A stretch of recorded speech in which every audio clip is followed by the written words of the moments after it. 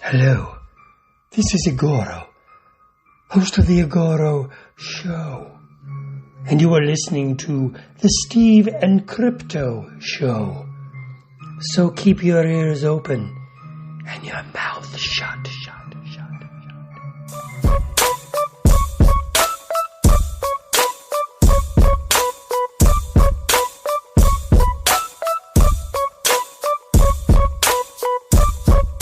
Hey, welcome to the Steve and Crypto Show, presented by thestevestrout.com. I'm Steve.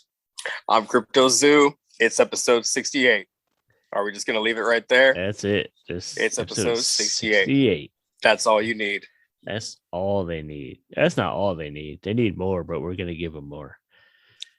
And if you want more, you can head over to our Patreon. Was that a smooth transition? Maybe not. Kind of, but it worked. It worked. When do we really do anything smooth, though? Yeah, there's nothing really fucking smooth about our show. No. You can head over to our Patreon for more content that's not so smooth, but it might be nice and crunchy like peanut butter, and I prefer crunchy peanut butter anyway. So head over to Patreon for some content that will be exclusive to you. We have some little videos and different things. There's actually going to be some banter from our conversation on this episode that you can only hear on Patreon. So head over to patreon.com/SteveCrypto and go check it out. Become a member today. Yes, do it. And there's other ways to support us. You can share our episodes. You could follow us on social media. He's CryptoZoo88. The Steve Strout, pretty much everywhere. You can jump on our Facebook group. Just search the Steve and Crypto Show, and that should pop up for you. Get on there and chat with us. Post some fun stuff in there, and just have a good time with us. That's what it's all about. Another way that you can be supportive of the show is heading over to buymeacoffee.com/SteveCrypto. It's basically just a way of, tipping the show. It helps with keeping the show going, in all different aspects, really. So, whatever you want to contribute is great. And that you're helping to keep the show rolling. It helps to improve our audio gear. It goes towards advertising and all sorts of different things. So we thank everyone who is a part of the Buy Me a Coffee train. Anyone who has bought us a coffee so far, thank you very much. We appreciate it. We love you guys. Yeah, do it up. And also, if you've been following on social media, which I hope you have been, we're getting limited on the Steven Crypto trucker style hats. I think we're down to about a half dozen of those. So get in touch with one of us. We could get you a deal on one of those. And we also just launched a merch page. We don't have a lot of items on there yet. We got some really cool t-shirts. We just got a sample in today, and it looks really fucking good. So we got t-shirts. We got like a mug. So check that out. We got it through our Etsy page. Just search Steve and Crypto merch. Or we'll start posting a link like crazy on social media too. Yeah. And we'll actually throw the link in this episode description. Make it a little easier for you. But the shirts came out really good. I'm excited. I was nervous, and we got them today, and they look fucking awesome. Yeah, they look really good. Very happy with it. I'm excited to get a mug too. I definitely got to get one. I know you are too. Oh, yeah. And it's a nice big coffee mug. And I mean, you can drink whatever out of it. You can put some booze in there, but I mean, that's going to be my morning mug. That's probably my favorite coffee mug for a little while. I hope I don't break it like my coffee makes me poop mug. Yeah, you broke that mug? I busted it. Yeah. Yeah, that was my favorite coffee mug too. Like, it's funny as you get older and there's like certain things that you are upset about now you wouldn't give a shit about when you were a kid. Wouldn't care about breaking a cup as a kid. But now you're just like, my favorite coffee mug. And that's because you buy them too. We don't buy the crap. We don't want to break the stuff we're paying money for. Yeah. So last week, well, the last couple of weeks, we've been talking a lot about the Stephen Crypto Show being nominated for a Rondo Hatton Classic Horror Award for Best Podcast, which we're really excited about. Just remind you guys, you got time to vote till like mid-April. And what else did we discuss last week? Well, it was episode 67. We spoke with Robert Horton, who is a film critic. He's a member of the Scarecrow Video alumni. Scarecrow Video is a store in Seattle. It's like one of the largest video stores out there. It's considered the largest video collection in the world. Yeah. I still haven't been there. I really want to go check it out someday. But we spoke with him. He talked with us about his director and film series. I'll let Steve kind of explain that a little bit better. But they pair the director, with the movie, and they just talk about it a little bit. Yeah, the series is called The Art and Sci-Fi, Science Fiction, and the Director. So basically, he's breaking down a series of movies and discussing them and highlighting the director of the movie. And that just started this past week. He's doing 10 weeks. So you guys, we'll remind you a few times over the next few weeks to check it out. It's free, open to everybody. You got to go to Scarecrow Video's website to register. But there's no charge, nothing. You should do it. Robert is a really smart guy, great talker, very interesting dude. He's, he said he's a film critic, National Society of Film Critics member, and he's also a radio host. So, that was a great talk. It was a great episode. We enjoyed it, and I enjoy his talks. So. There's some great movies on that list too, so be sure to check it out. And of course the directors that made them are no exception either. Like they're masters of their craft. But there's a couple on there that I'm definitely going to want to check out. Even movies that I've already seen, but when you're into them like we are, it's nice just to hear some new information and hear other people talking about them. You might learn a thing or two. So go check it out.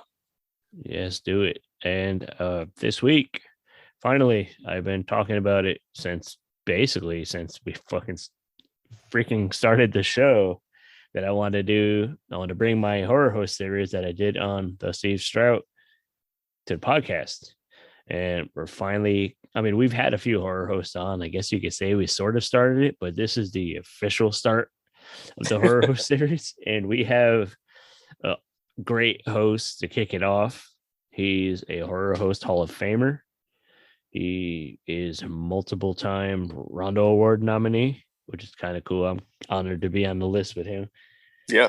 He's a host of Nerve Wrackin Theater, and he has a podcast called Nerve Wrackin Auditorium, which is kind of like an old timey radio drama show, like the old radio talk shows when they would like tell stories and go through it and do all the voices. And it's really cool. He does a really good job, but he got a great voice, great speaking voice. So it really translates well on the show. But his name is Lord Blood-Rah. Like I said, I think I said that. I hope I said that. I think so. Yes. Yeah, I did. But a horror host is basically, if you're not familiar, he's a person.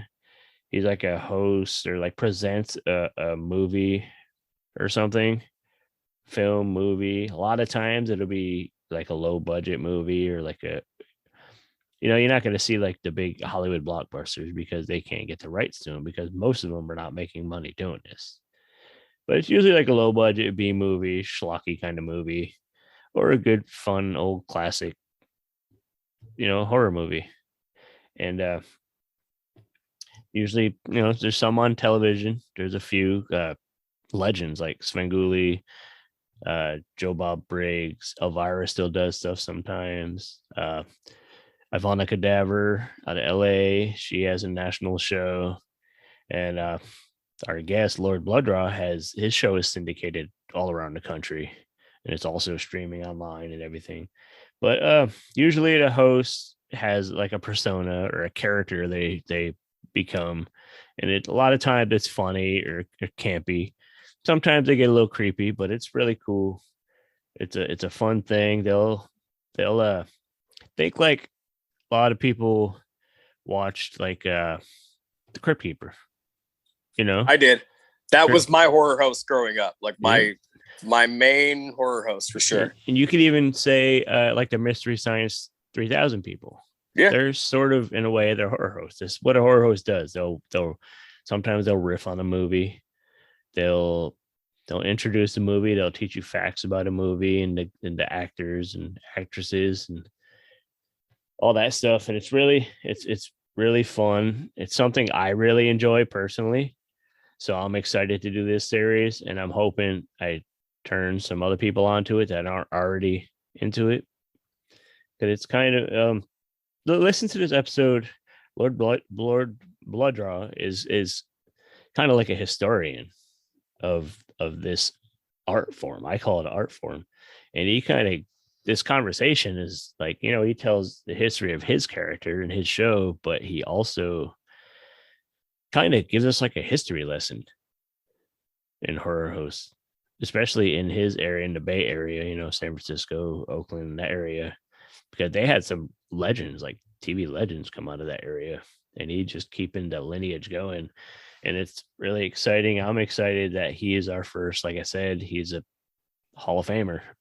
Yeah. We get Hall of Famers on here and fellow award nominees. I'm just going to refer to people that we can say that now, fellow award nominees. Right. Yeah. I was going to say fellow Rondo alumni. Yeah. Yep. But yeah, man, check out our kickoff of the horror host series on the Steve and Crypto show with Lord Blood-Rah. When we get back, we are going to do our weekly trivia question. So make sure you guys stick around. Hello, patients. This is your friend, Dr. Dread. Okay. We are from Dr. Dread Reviews.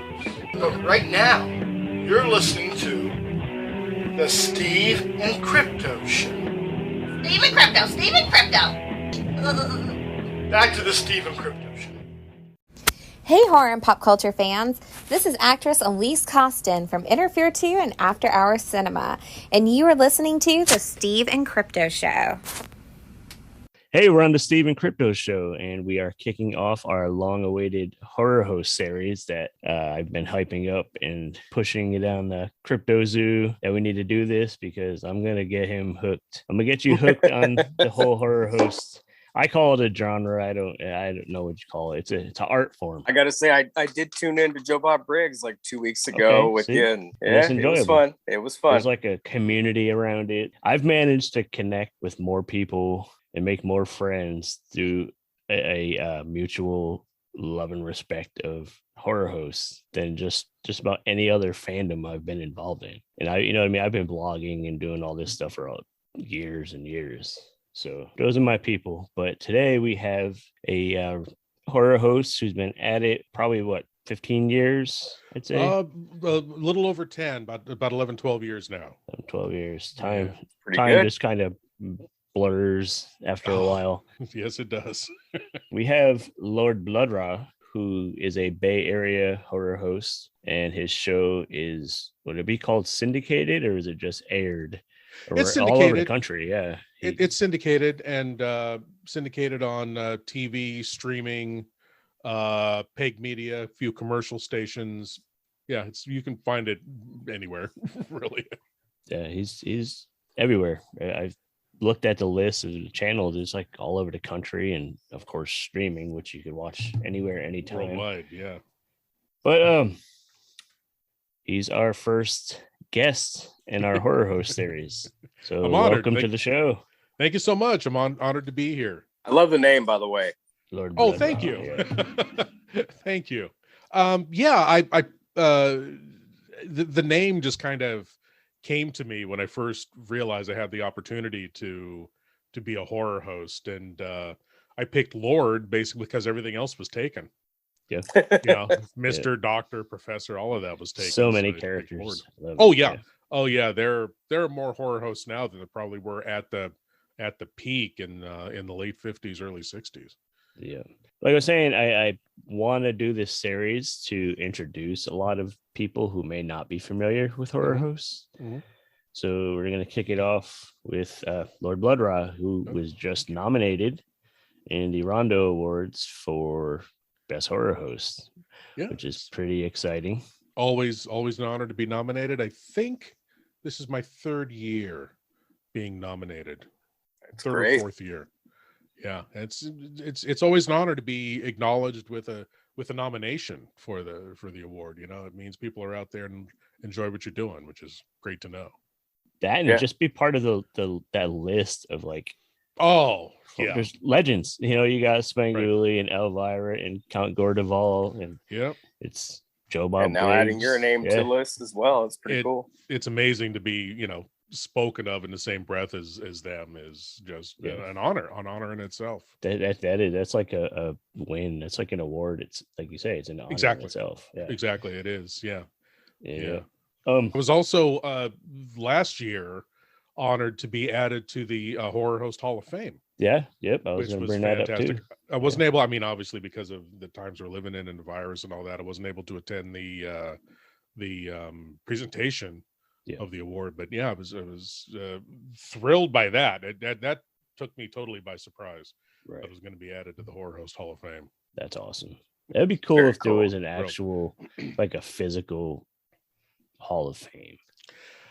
I've heard they're working on it, but then I've heard they've been working on it for like 8 years now. So I don't know what the progress is, but it'd be a really cool thing to do with that. Not to veer too far off. I guess this is on topic, but if somebody made a traveling display to bring around to all like the horror conventions. Oh, and you could like just set up a room and just people could just kind of tour it and see. That might be the way to go. Cause I was going to ask, I was going to throw out the question just for the hell of it. Like if we had a physical horror host, spot like that, where do you think it should be held? But the touring aspect might be the way to go, really. Yes. Yeah, absolutely. Absolutely. That's a great idea. Yeah. That is a great idea. Yeah. You should pass that on to the powers that be. Yeah. It should be done. Yeah. It'd be cool if Crypticon had a little display. That would be fitting. Yeah. That's our Seattle horror convention. Right. Yeah. Yeah. I've heard of it. Yeah. Yeah. Yeah. I do a convention. I co-founded a convention in the Bay Area called Creatures Con, which started out a few years back, 2012. I'm not sure. A few years back, as a Creature Features convention. Of course, Creature Features, legendary horror host show out of the San Francisco Bay Area with Bob Wilkins and John Stanley. And it started as a convention devoted just to that. But then I and Tom Wersch, who is the Creature Features archivist and a filmmaker, he made a great documentary. Speaking of the history of horror hosts, there's a great documentary out there called Watch Horror Films, Keep America Strong, A Journey into Creature Features, that Tom Wersch wrote and directed. Get that. It's available on DVD. I think it's streaming somewhere, but I'm not sure. It's a great history of that show and what a horror host show can mean in a community, because everyone now in the Bay Area involved with horror, science fiction conventions, producing live shows, anything like that, we all grew up watching Bob Wilkins in the 70s, and John Stanley later when he took over from Bob. But it's the convention started out as just a convention dedicated to Creature Features. Now it's dedicated to vintage horror, classic science fiction, monster kid culture, and horror hosts. So I should probably, I've got so much to do, but I should probably put together something like that and contact the people and say, hey, let's do this as a touring thing. Yeah. Because Horror Host Hall of Fame, city to city, that'd be great. That would be cool. Even if they did 5 or 6 shows a year, it was still. Sure. Even some broadcast museums might be interested in that. Right. It's a good idea. Yeah. That would definitely. We need to all brainstorm on this. That would definitely something I would like to get involved and get the ball rolling on something like that. That would be cool. That would help the community grow a lot, because there's a lot of people out there that just, I don't know, they just don't go looking for things like some of us do, or they don't want to hunt for the good stuff. I mean, I'll take it to music for a minute. I like hunting through the CDs and the records to find the good ones, to find the gems. Mm-hmm. Some people just aren't like that. and you got to present it to them. So maybe if they went to a convention or an event like that, you know, and they stumble upon this kind of thing, they might be into it. Sure. Yeah. I mean, when I was like first starting out and I would say, you know, I'm a horror host, I would do conventions and things. And they say, well, what do you do? I'm a horror host. They say, oh, what, you put on plays, or, you know, what do you do? But since Svengoolie with Me TV is like, you know, been syndicated nationwide, I say, you know, kind of like Svengoolie or Elvira, they say, oh, okay, so they'll get you're hosting movies on television, not Right. you know. So more people now probably know what a horror host is than did, you know, 6-7 years ago, I think. Oh, definitely. Yeah, because and there's so many now and so many outlets where you can catch horror host shows. Yep. So Lord Blood-Rah, how Yes. did he become to be? Complete and utter freak accident. We really dear friends of the family own a winery in Castro Valley called the Chenard Winery, and they do events in their kind of back area there, concerts, and the winemaker Damien said to me, you know, we want to show films back there. And I said, oh yeah, that's great. And I had turned him on to Plan 9 from Outer Space. And he loved it. He thought, oh, that's fun. That would be fun to show. I'm like, well, yeah, great. And I said, you know, you're going to need a host. The wine and you don't Plan just want 9. to show the movie. Yep. You just don't want to show the movie. You want to have a host do it. And he said, well, do you know somebody? And I did know a local host who was able to do it. So I put them in contact, and the show came off, but there was some miscommunications, and the show didn't come off exactly. It was a success, but it didn't come off exactly the way it was promised to have come off. So the next day he came over, we're sitting having a glass of wine, me and my wife. And he said, well, I want to do this every year, because I think that's great. It was a success. It's fun. It's different, definitely different for a winery. I want to do this every year, but I don't want to use that host. So do you know anybody else? I'm like, well, you know, I don't know. I kind of have some contact with John Stanley, kind of through conventions and stuff. I might, but he's, you know, I don't know if he'd be interested in doing it. And my wife turned to me and said, why the hell don't you do it? And I had no answer at all. And I'm like, well, I had studied voice acting for a few years, and not much into drama or stuff like that, but I love audio drama and love voice acting, that kind of thing. And I thought, well, I guess I could parlay that. And then I started thinking about how would I do it, and and the name Lord Blood-Rah came to me a couple of months later when I had to have kidney surgery at one point. And I got a call. As a matter of fact, I was in line to get into a convention, WonderCon in San Francisco. And I got a call saying that I needed to make an appointment for an autologous blood draw. And I thought, oh my God, what a fantastic name. Autologous blood draw. That's fantastic. So I just changed the spelling on blood draw. I dropped the autologous. I used it for a while, but nobody could pronounce it. Nobody knew it. So I just dropped that and just went with Lord Blood-Rah for the name. And the first show was great. And it ended up to be a steady 11-year gig at the Chenard Winery. That's where I started. And unfortunately, the Chenard Winery is closing its doors March 6th because they're kind of retiring from the winemaking thing. But that's where I first started. And then about 2 years later, I was doing a local convention talking about horror hosts and things, and somebody stood up in the audience and said, I'm with Chabot College TV. I was wondering if you would like to put your show on our station. And I said, yes, yeah, great, absolutely, let's talk. I didn't have a TV show. I didn't own a camera. I didn't have a set. I had never been on TV before, did not know how to do a TV series. And I threw myself into a crash course on how to do it. I learned Final Cut Pro. No, No, back then it was iMovie. So I was messing with iMovie, bought a camera, and did it. And I've been on that station for 11 years now. That was my very first station. Then that ended up getting me on a station in Peoria, Illinois, Fort Wayne, Indiana, and it's just been going ever since. And it's still, even just saying this now blows me away that it has caught, just from that beginning, it's caught on kind of in the humble way that it has. But Horror Host fans are loyal, incredibly loyal. Not to the point where, well, you're good and this other guy sucks. They're loyal to the tradition. They're loyal to the genre. And if they like your show, they're going to support your show.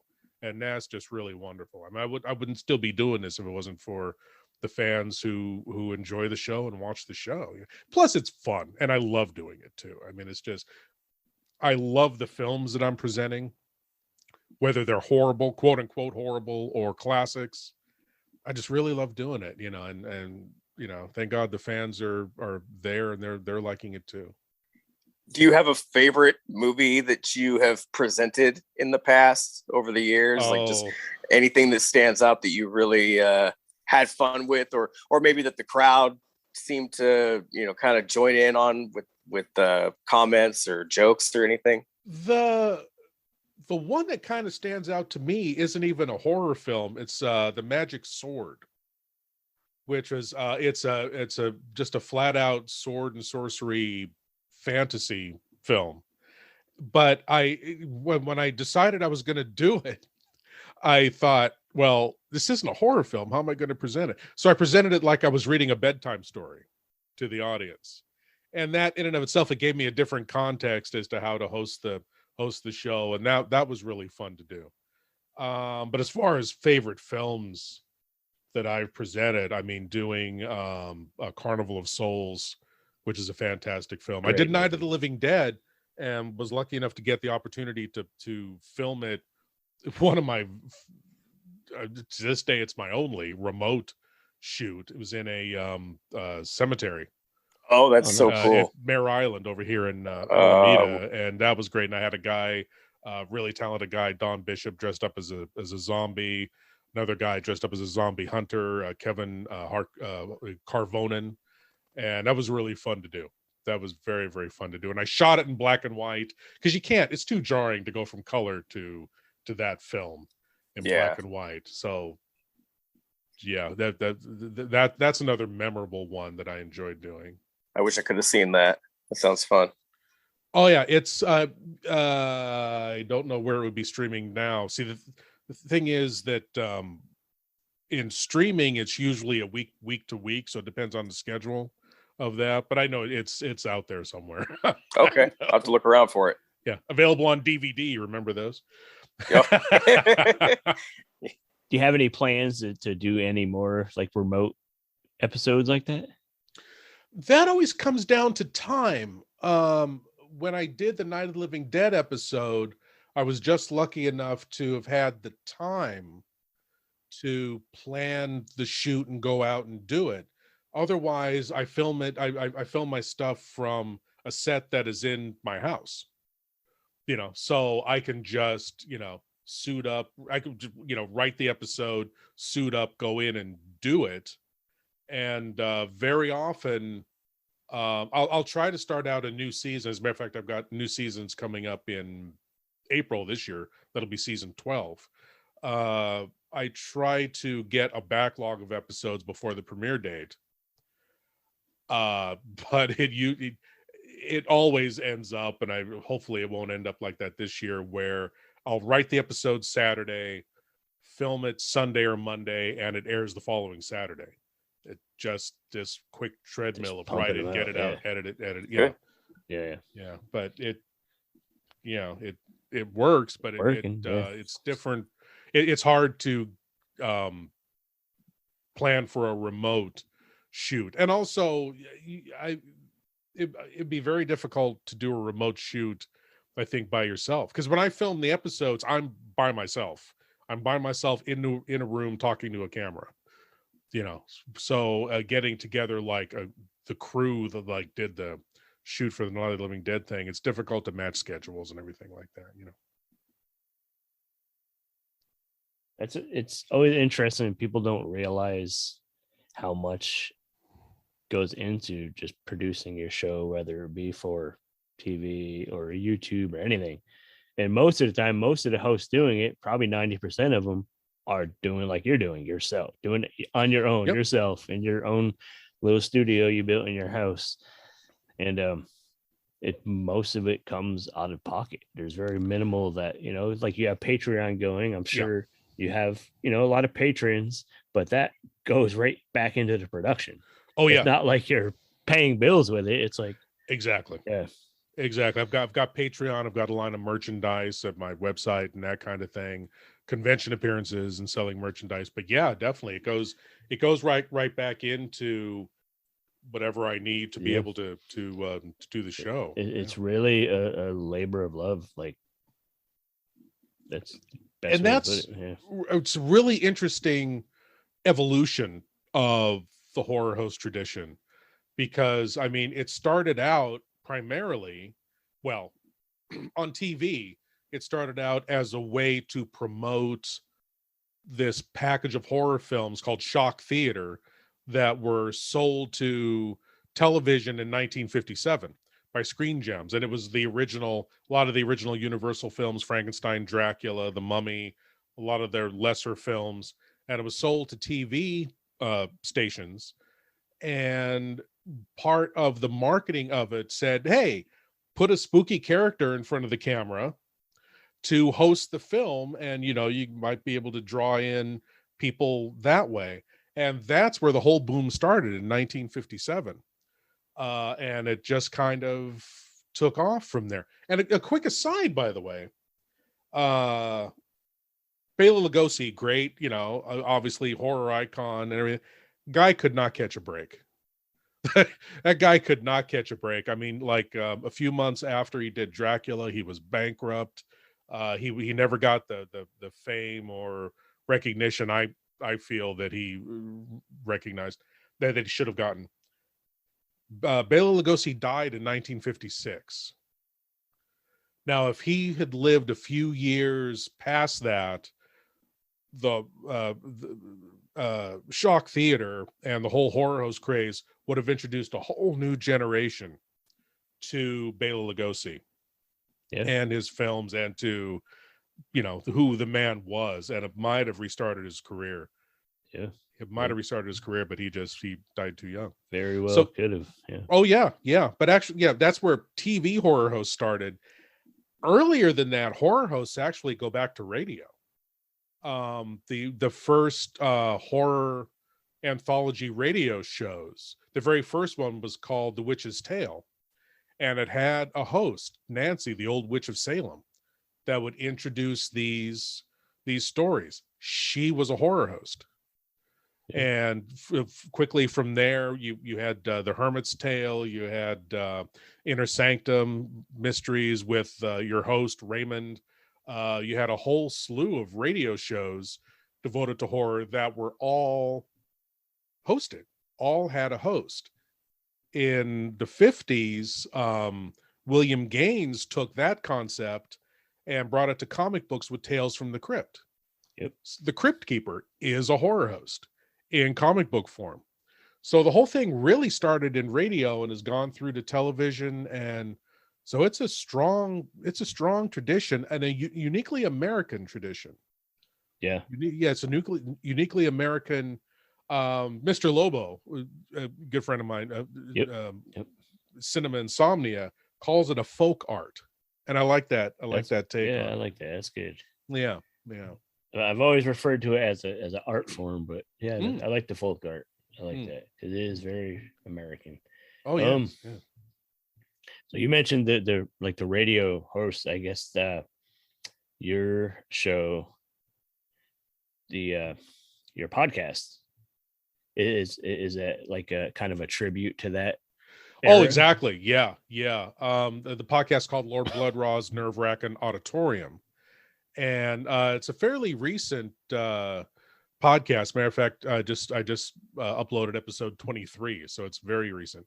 And yeah, it's hosting old classic horror radio shows, but I kind of meta host it. I mean, I'm hosting a hosted show essentially. So there are a few podcasts out there and they're great because they introduce, I mean, I listen to them, they introduce people to old time horror radio and that kind of thing, but they do it in a way that here's this historic document from this year, here's the title, and from Mutual Radio Network or whatever, and they present it that way. Whereas I host it as a horror host would host a movie. I point out a lot of the aspects of it that are extremely creepy. I mean, to this day, you listen to some old horror radio, it is chilling. And it's chilling because it's all theater of the mind. The horror and, you know, your fear is all happening in your mind. And there's no more intimate media than audio, because those things happen inside your head. Yeah. And you know, you're no more alone than you are inside your own head, right? So your fear is amped up when you listen to these kind of things. And yeah, I've always loved old time horror radio, and I decided to do the podcast, which is actually a takeoff on a thing I used to do with the Old Drunken Zombie podcasting network. I had a podcast years ago that was the same title, but it was a different take on the horror hosts, on the horror shows rather. Right. It also allows you mentioned having like your voice acting and voiceover background. It also allows you to practice that too. Oh yeah, which is fun again. Yeah, which is fun knowing, you know, you're not on camera, and whatever you're doing with your voice is the totality of what's coming across to the audience. I mean, that's really fun. That's really fun to do. I enjoy that. I want to branch off just for a second. You're talking about theater of the mind. Books do that same thing for you. You know, like I was a major bookworm as a kid, and Goosebumps was like my number one jam. And I had like all of the old ones back in the day, and you know, you're kind of just going along with what you were saying. Like, you're reading those stories, and you know, it's just words on a page, but you're putting those images together in your mind of what, you know, what the creature is, or that's where they are, you know, and it's just so fun because that varies from person to person. You know, somebody else might read it and it might, like, everything might not be as vivid or that's right, not as wild in their mind as the next person. And yeah, it's so fun. I mean, even before that, I think I was listening to old Garfield tapes or something like that, and Garfield I was 5 years old or so, you know. Garfield's like going camping and they're telling ghost stories, and I just remember listening to that tape and getting a little scared, but into it at the same time, you know. Yeah, it's just another theater of the mind type of thing. Like, that's it. Yeah. With you know, movies and TV, with video in general, the visual is there, so it is objectively what you're looking at. You can have whatever reaction, but it is what you're looking at. If you're listening to a ghost story or, you know, horror, science fiction, especially science fiction, because, you know, there's no budgetary concern, right? Yeah. I mean, you can have a scope as wide as the universe, and the alien can be whatever you describe it as, and the monster can be whatever you describe it as, because your mind will fill in the blank and you will conceptualize it in any way that you want to, with no budgetary concerns, you know, no bad makeup job or rubber monster kind of thing, you know. Not to bad talk rubber monsters and bad makeup jobs. I love those kind of films, but yeah, it's a totally different thing when it takes place in your mind. So what, if you remember, was your first exposure to like horror or sci-fi? I think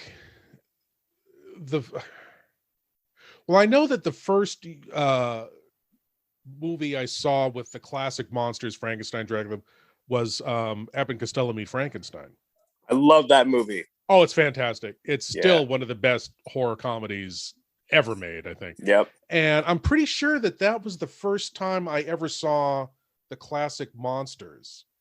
And wasn't scared by them, but I was intrigued Yeah. by these. And because it was obvious from that film that they all have some kind of backstory and and then of course, on Creature Features, saw all the classics, Frankenstein, Dracula, the Universals. Not only that, but the Hammer films and the bad 50s sci-fi films, the Godzilla films, all of them. So my wider exposure was always through Creature Features. But I think that Abbott and Costello Meet Frankenstein was probably the first film I saw in that genre that stuck with me. And I was a kid. When that happened too. So it's probably safe to say that your biggest influences as a horror host have probably been Creature Features with Bob and John. Yes. and the Universal classics. Oh yeah, definitely. In that, I mean, I never set out to pattern myself after John or Bob, but what I did take from them is talk to the audience. Yeah. You're presenting this to the audience. So they're the ones that you have to engage, and you're presenting a movie to them.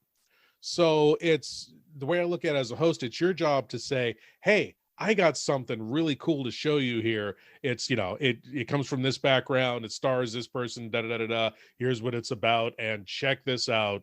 It's fun at the very least. And believe me, I presented some films that are absolute slogs to get through. I know it, but then it's my job to try to make that fun. Yeah. To make watching the film more enjoyable, to add some entertainment value to it. That's what I like seeing about the different hosts is there's some movies that we've seen a million times, Plan 9, Sure. Night of the Living Dead, Sure. But you all bring your own different flavor to it. You know what I mean? That makes us watch these movies over and over. And, well, thank you. I hope that, it's true. Yeah, but that's absolutely true, is that everybody has a different take on the movies, a different take on the film. And with with the kind of modern crop, say within the last 20 years of horror hosts, or even back maybe 30, 40 years, the older I get, time seems to compress. These modern horror hosts are hosts of, or rather fans of the classic horror hosts. So by and large, they're not just people who were given the job of being a horror host. They love not only the horror and science fiction genre, but they love past horror hosts. Every horror host working now has a horror host they grew up watching and loved. So it's really become now, rather than a media job like, news anchor or actor or something like that, it's become a labor of love to keep not only the tradition of horror hosts alive, but the genre alive. And some of these films that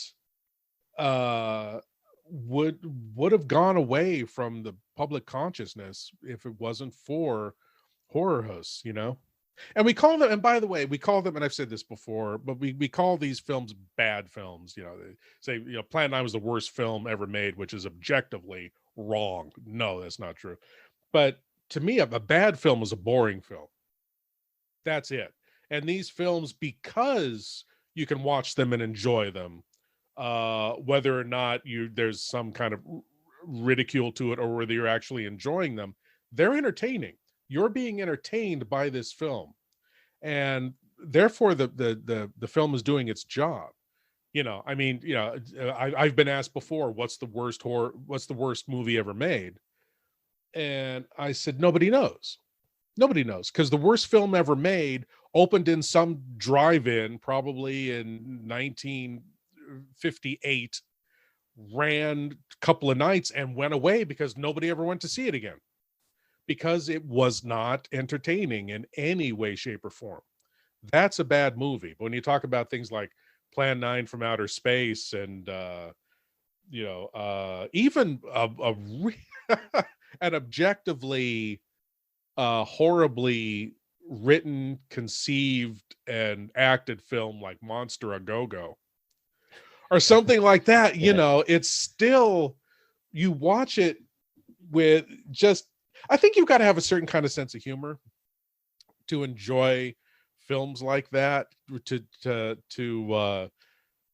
laugh at the cracks in the paint and the cheap cardboard sets and the canvas monster with the water heater tubes coming out for antenna and that kind of thing. Yeah, you gotta have a certain kind of sense of humor, I think, to laugh at. And at the same time, you still appreciate that these filmmakers put piece of them into it. You know what I mean? Absolutely. It's still art. You know what I mean? Absolutely. It's kind of a miracle that movies get made at all, because behind even, you know, the most quote unquote bad film out there, people put time, effort, sweat, blood, and tears into making that film. Yep. You know, so that, I mean, that at the very least, I think has to be acknowledged and respected, you know. Absolutely. Yeah, yeah. So, Nerve Wrackin Theater, we mentioned a couple spots where people could watch it. Can you do a quick run through of some of the easiest places to find it? On Roku, if you have Roku, I do. Hey, there you go. Okay, cool. Get VPod TV. And on VPod TV, the show is on every Friday night at 10 p.m. Central Time. So in California, in the West Coast, Pacific Standard Time, it's on 8 p.m. On Roku. I'm also on demand anytime on a station called ZPTV Direct. So get ZPTV Direct again on Roku. I'm on demand anytime. Other Worlds TV again on Roku. I'm on Saturday mornings at 10 a.m., which I'm very happy about. I made it to Saturday mornings, which is cool. Yes. Because the show is totally family friendly, so it fits in there. As far as everywhere else, go to LordBlood-Rah.com and go to the TV schedule, and you can find various streaming platforms and stations across the country where you can catch the show and times and things. And the podcast is available anywhere you can get podcasts, Stitcher, Apple, Spotify, all the podcast catchers. And that's Lord Blood-Rah's Nerve Wrackin Auditorium, and that comes out every Saturday. And also, I'm sorry, I should say that if you go to LordBlood-Rah.com, right on the landing page, there's a feature of the week where I drop a new episode every Friday. So you can just go to the website and watch an episode every Friday as well. Okay. And I'm on YouTube. So yeah. And there are ways people can support Lord Blood-Rah and the series. Yeah, absolutely. I have a Patreon called patreon.com/Lord Blood-Rah. Not called, that's where you find it. Patreon.com/Lord Blood-Rah. Called. And if you sign up there, you can get access to another weekly show that I do called Lord Blood-Rah's Cathode Zone. And there I host classic episodes of old time TV genre shows. Things like Tales of Tomorrow, One Step Beyond, Lights Out, The Veil, those kind of shows. And so if you go to patreon.com/Lord Blood-Rah, sign up to support everything that I'm doing. You also get access to this exclusive weekly show that you can only get through Patreon. Very cool.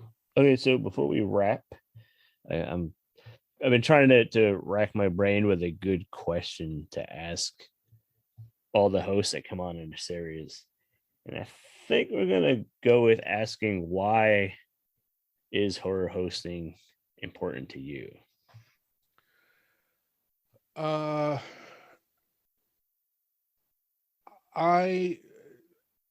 To me personally, I think it's because I genuinely love the genre, and to be able to present films in the genre to fans that are like-minded and enjoy the films too is important to me. It's keeping the genre going. I mean, you know, you don't have romantic comedy conventions. You don't have comedy conventions. You don't have Western conventions. You have horror and science fiction conventions. Yep. And there's something about that genre that, and it's probably because it's been so belittled in the past and so put down upon, that fans want to gather together and talk about these films and show these films and you know, celebrate these films. And it's important to me to keep that alive, to keep that going.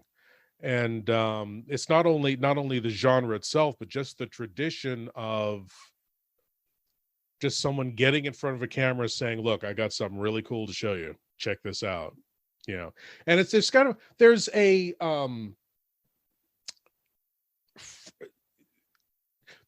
it's always enjoyable watching a movie with a friend. And if you're watching a movie with a horror host and you like that horror host, even if you're alone, you're watching the movie with a friend. Yeah. And I think that's a big part of it. I think that there's just something about that feeling of companionship, even if it's, you know, just someone on TV watching this movie with you, going through this movie with you. There's something about that kind of companionship. That's a strange word to use, but it's always enjoyable watching a film with a friend. Yeah, it makes sense 100%. Yeah, exactly. You know, John Stanley said something at a convention years ago that blew me away. It was obviously a horror host panel, and he said horror hosts are like shaman, and the place of a shaman in a tribe is to go to the other world and come back and say, look, there are some amazing things on the other side. I'll take you over there. I'll tour you through it, and I'll bring you back here safely. And it's like, yeah, I love that. I love that conception of a horror host. It's like, yeah, cool. All right. That's a neat way to put it. That's clever. That is a great way to put it. Yeah. Well, John Stanley is just, he's a wonderful guy. He's the man. Yeah. Oh yeah. Yeah, absolutely. Thank you for hanging out. Is there anything you want to throw out there and add to listeners? Go to lordbloodrah.com to check out the website. You can find episodes there, where to watch the show. I've got merchandise for sale there, t-shirts, buttons, patches, coffee cups, whatever you want. That always helps to support too. Buying the merch is always great. Patreon.com/LordBloodRah, where you can help support everything that I'm doing, and also catch an exclusive weekly show presenting classic TV, science fiction and horror TV. Check out the podcast, Lord Blood-Rah's Nerve Wrackin Auditorium, wherever you get your podcasts. And thank you. You know, watch horror films, keep America strong. Yes, sir. Lord Blood-Rah, thank you for hanging out. Thank you very much for coming on and talking with us. Thank you. Appreciate it.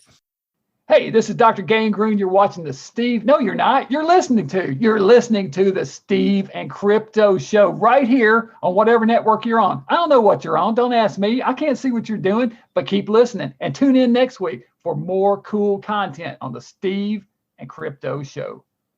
Hey, we are back. Thank you to Lord Blood-Rah for kicking off our series with us. It was great talking with him. We had a good time. He mentioned earlier that Patreon, our Patreon patrons or subscribers, whatever you call them, are going to have access to a clip from the conversation, a little bit of outtakes, I guess we could call it.